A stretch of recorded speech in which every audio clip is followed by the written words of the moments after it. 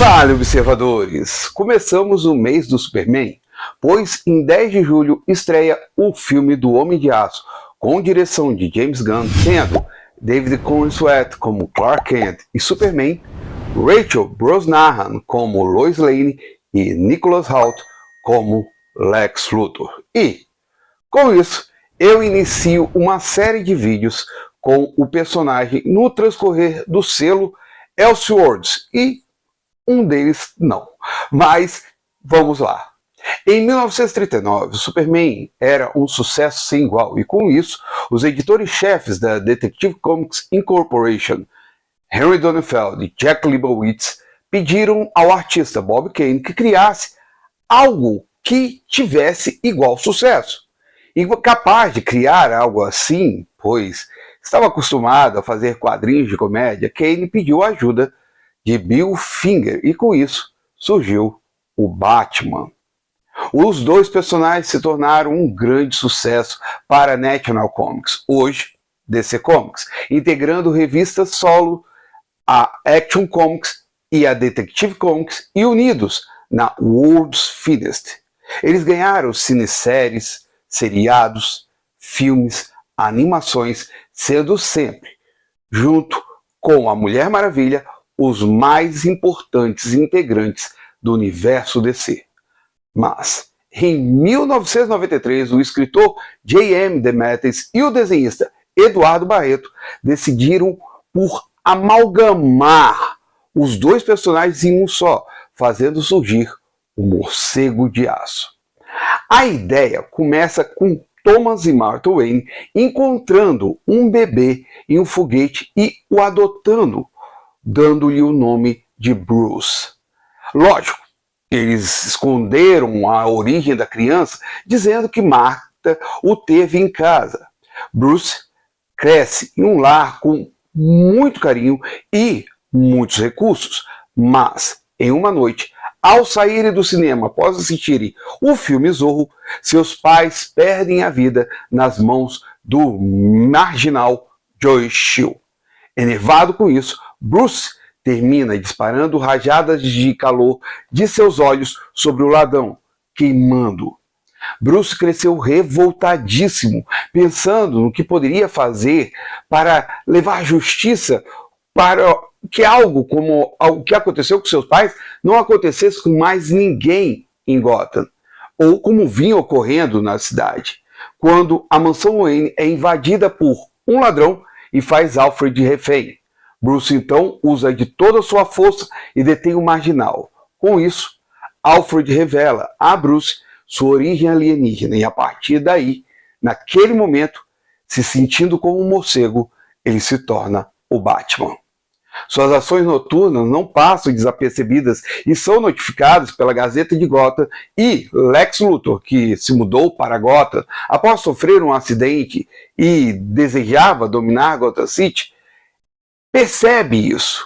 O ladrão que invadiu a mansão havia sido enviado por Luthor, pois ele queria comprar as indústrias Wayne e, com Bruce morto, seria muito mais fácil. Mesmo assim, Luthor tenta tomar as empresas de Bruce, só que Bruce sai do isolamento e assume a liderança das indústrias Wayne, frustrando Luthor e mandando embora todos os seus advogados. Bruce também assume um interesse pela Gazeta de Gotham, que tem Perry White como seu editor-chefe e, como repórter principal, Lois Lane. De cara, Lois mexe com Bruce, que perde até o equilíbrio categoricamente quando vê a repórter pela primeira vez. Assim, a ideia de Bruce e Lois namorarem não chega a ser uma novidade, pois em janeiro de 1969, na revista Superman's Girlfriend, Lois Lane, 89, Leo Dorfman e Kurt Swan fizeram o Cavaleiro das Trevas e a repórter do Planeta Diário chegarem até mesmo a se casar, mas lógico, a história foi considerada imaginária e não faz parte do cânone de nenhum dos personagens. 28 anos depois, 4 anos depois de Morcego de Aço, Lois e Bruce voltariam a se relacionar na animação Batman e Superman, os melhores do mundo, que foi apresentado inicialmente em Superman, a série animada, em 3 partes, escrita por Alec Burnett e Paul Dini, com direção de Toshihiko Masuda. Tá, eu sei que nesse caso Bruce seria Clark Kent, mas na verdade ele é Bruce Wayne. Bem, deve ter ficado até meio confuso isso, mas vamos voltar ao que interessa. Lois e Perry haviam mudado de Metrópolis para Gotham por causa de Lex Luthor. Luthor havia adquirido o Planeta Diário, fazendo com que ambos aceitassem uma proposta, uma oferta de emprego na Gazeta de Gotham. Lógico que Luthor sabe que Lois está em Gotham e começa a assediá-la, como sempre, mas quando ela o rejeita, Luthor a abandona no beco do crime, onde ela termina sendo salva pelo Batman. Só que Lois não gosta do jeito violento do vigilante e o dispensa, mas nesta mesma noite ela encontra com Bruce na sede da Gazeta de Gotham e os dois trocam o primeiro beijo. A história prossegue por semanas depois, com Luthor invadindo a sede da Gazeta de Gotham e sequestrando Lois Lane, levando Bruce a se tornar novamente o Batman e encarar o vilão. Aqui temos outra amálgama, pois o acidente de Luthor o fez cair em um tanque de aço, deixando sua pele branca e com um sorriso assustador. Sim, o Luthor é o Coringa. Batman parte para salvar Lois e descobre que Luthor instaurou um caos militar em Gotham, fornecendo armas para milícias atacarem tudo e todos. Batman pensa em tirar a vida de Luthor, mas quando observa a luz, termina voltando atrás por causa dela e parte para salvar a sua cidade, destruindo todos os armamentos dos milicos. Por fim, Batman revela a Lois Lane que ele é Bruce Wayne por trás da máscara do morcego e, para revelar uma nova forma de justiça que ele levará para Gotham, o vemos usando um novo uniforme, muito mais semelhante com o clássico do Superman. Sério, eu não sei qual é o problema da Panini de não republicar esses clássicos de Elseworlds. Talvez seja algo entre ela e a DC, eu não sei, porque são histórias maravilhosas que enriquecem o período nefasto dos quadrinhos. Gente, a década de 1990 foi triste, pois a Image trouxe uma forma de contar histórias onde os roteiros não importavam muito, mas sim as cenas desenhadas pelos artistas que faziam artes fenomenais e, com isso, a Marvel e a DC Comics entraram no embalo, lançando histórias que pouco conteúdo tinham, deixando o que era mais significativo para as histórias de lado, somente para vender mais edições. Desculpem os que não acham isso, desculpem os que acham que eu estou sendo saudosista, mas a década de 1970 e 1980 ainda são as melhores. E Elseworlds trouxe um enriquecimento nas histórias. Assim, eu não tiro os créditos da Vertigo Comics, que cresceu muito nesse período, bem com algumas sagas.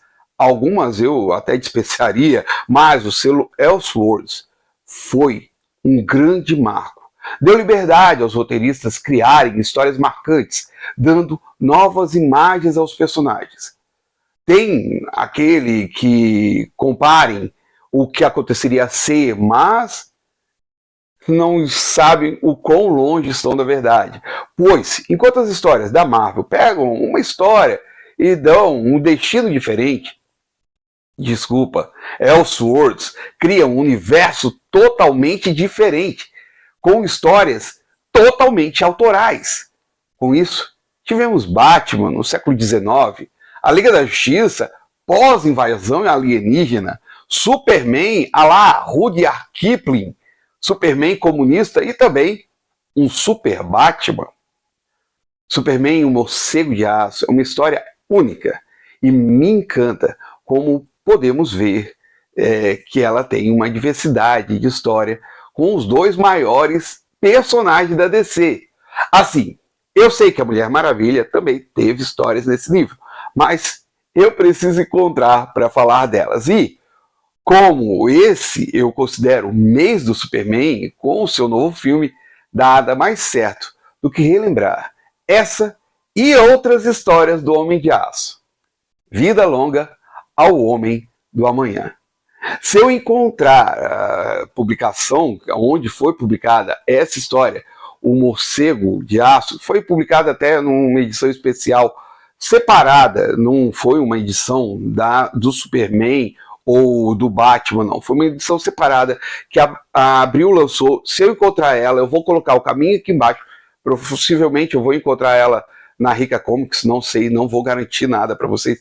Mas eu recomendo que deem seus pulos e leiam, conheçam a história Superman, o Morcego de Aço, porque é uma história interessantíssima.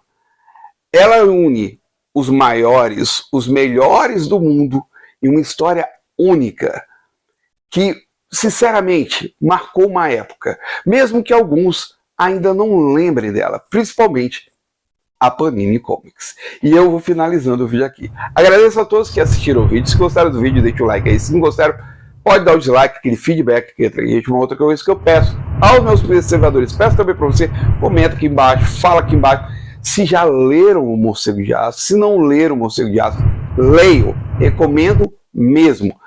Eu recomendo totalmente que leiam qualquer revista da fase Elseworlds, que aqui no Brasil ficou conhecida como Túnel do Tempo. Leiam e comentem aqui embaixo para a gente conversar sobre essas histórias. Outra coisa que eu também peço, meus observadores, peço também para você, que talvez não seja inscrito, fica mais um pouquinho que a gente conversa sobre isso. Compartilhe o vídeo, joga esse vídeo para frente para trazer mais pessoas aqui ao Velho na Torre. E obrigado por esperar mais um pouco. Tem aqui embaixo um botãozinho de inscreva-se, clique nesse botão e não esquece nunca do peteleco na sinetinha para estar recebendo as comunicações dos vídeos que eu posto aqui, às sextas-feiras, às 17h30. O Velho na Torre vai ficando nessa. Muito obrigado a todos vocês. Até mais. Fui.